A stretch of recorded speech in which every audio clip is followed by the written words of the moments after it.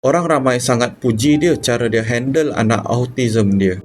Nama dia John Deary. Dia ada seorang anak lelaki bernama Andrew, seorang anak istimewa yang menghidap autism. Disebabkan autism, Andrew ni kerap ditolak kerja. Orang tengok dia lain sikit terus kata tak sesuai dan tak mampu, padahal dia cuma perlukan peluang. John sebagai ayah mula berfikir jauh. Kalau aku dah tak ada nanti, siapa nak jaga anak aku? Dia makan apa?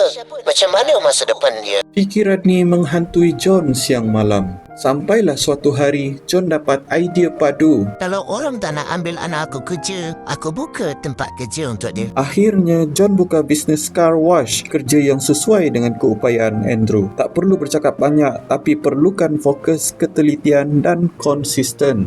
And guess what? Dalam masa 3 tahun je, bisnes car wash dia meletup. Kerja dia bukan setakat Andrew. John mula ambil pekerja lain yang menghidap autism. Hari ini, 3 cawangan car wash dan hampir 100 pekerja autism digajikan Andrew. John pernah kata, autism bukanlah kekurangan. Mereka ni terlalu teliti sampai buat kerja lebih kemas dari orang biasa. Semua customer berpuas hati sebab kereta mereka bersih gila dan detail memang on point. Autism bukanlah sesuatu yang kita fikir sebagai kekurangan, tapi dunia je yang kurang faham tentangnya. Kalau ayah ni boleh ubah nasib anak dia, apa alasan kita untuk berputus asa? Jom follow!